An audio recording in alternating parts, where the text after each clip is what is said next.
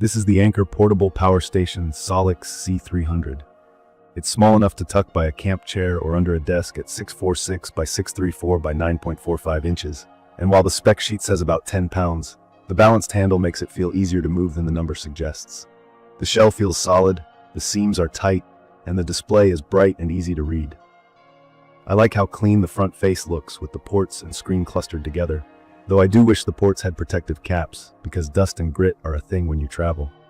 Key features are exactly what most folks want at this size: a 288 watt-hour LiFePro4 battery, 300 watts continuous output with 600 watt surge, and 8 total outputs including 3 AC outlets, a 12-volt car socket, 3 USB-C with 1 15 watts and 2 that can do up to 104 watts, plus a USB-A. LiFePro4 means safer chemistry, better heat stability, and a longer lifespan. The rating here is 3,000 cycles, which in plain talk means daily use for years before you notice a big drop in capacity. If W is new to you, think of it like the size of the gas tank. 288 watt-hours is enough to charge a laptop several times, keep phones topped off for days, or run small electronics for a long weekend. From my experience, power delivery is solid for personal tech. I ran a 13-inch laptop, my phone, a mirrorless camera charger, and a small LED light all at once without drama.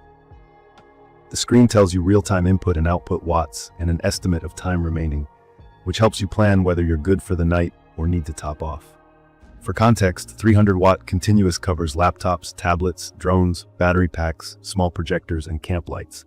It does not cover things like kettles, hair dryers, or most coffee makers. The 600-watt surge helps with startup spikes, but it won't turn this into a mini home generator.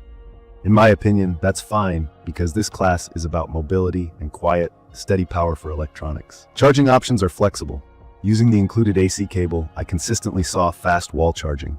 I landed near the claim of 0% to about 80% in roughly 50 to 55 minutes in a few runs.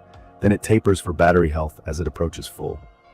If you charge by USB-C PD 3.1, a single 140 watts adapter works, but it's slower than the wall. Car charging is the slowest but handy when you're rolling between trailheads. Solar is rated up to 100 watt. With a clear midday sky and a 100-watt panel, I saw between 70 to 90 watts coming in, which is normal because real solar is rarely the number printed on the panel. It's perfect for topping off during a sunny day of camping. Now, a few things that made me raise an eyebrow. The biggest pain point for me is the low current auto shutoff behavior. The unit appears to cut power on a port if the draw stays under a very small level for a prolonged time. That sounds smart on paper because it saves the battery, but in practice it turned off a tiny travel router I use that sips power, and it also shut down a little reading light at its lowest brightness. On a road trip, that was inconvenient because I had to babysit it or keep a second device drawing more power on the same port so the station stayed awake. This is exactly the sorting firmware should let me adjust in the app, with a Keep Alive option. Speaking of the app, setup is simple and the live readouts per port are helpful, but I'd like stronger connection controls. On my unit, Bluetooth pairing felt too open. I never had an issue in the wild, yet I still think a PIN or approval prompt would be better when you're in a crowded campground or co-working space. A quick add-in software would address this nicely. Another quirk, pass-through power. I tested it with the wall cable plugged in and devices pulling power. It will charge itself and power gear at the same time, but I wouldn't use it as a true UPS for critical equipment. In my tests, there was a brief handoff that wouldn't be ideal for something that can't tolerate even a short blip. If you need UPS-grade continuity for a desktop, this is not the right tool. Solar was a mixed bag. Most days it worked fine, but I ran into a few sessions where the station took longer than I expected to handshake with the panel, or it stalled when clouds moved in and out. Unplugging and replugging usually cleared it. Also note the brand's own guidance. Don't pair it with certain panels like SOLIX PS30, PS200, or PS400. I'd stick to a known good 60-watt, 100-watt panel and manage expectations with changing sunlight. Thermals and sound are great. The fan rarely spun up for me indoors, and outside it was easy to forget the unit was on. The 25 dB claim lines up with what I heard, basically a whisper in a quiet room. Build quality impressed me too. Nothing rattles, the buttons have a reassuring click, and the screen is legible even in daylight if you angle it right. From a daily use standpoint, the interface is straightforward.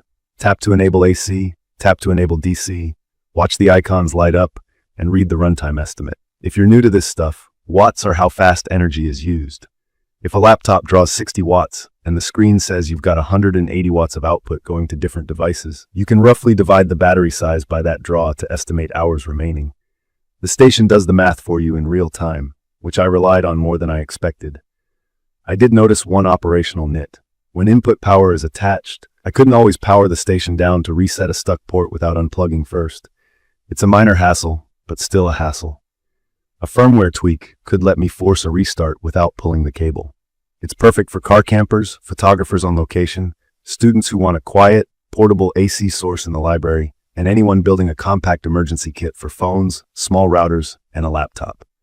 I'd recommend this for people who value size, quiet operation, and fast wall charging, and who don't need to run power-hungry appliances. If your gear sips power at a super low level for hours and must never turn off, or you want rock-solid UPS behavior for a desktop, this might not be your best fit right now.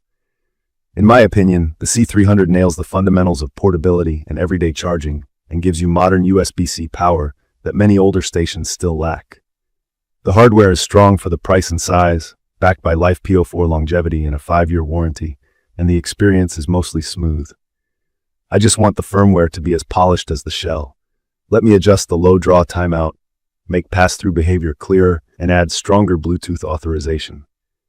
If those tweaks land, it would remove most of my hesitation. In conclusion, the Anker SOLIX C300 is a compact, quiet, and capable power station for personal electronics, short trips, and home backup for small devices. From my experience, it's been reliable when I keep the loads within its sweet spot and charge it from the wall. The quirks won't matter to everyone, but they're worth knowing before you buy, so you can match it to your actual use. If you found this video helpful, please subscribe to the channel and drop your questions or your own experiences with the C300 in the comments. Thank you for watching.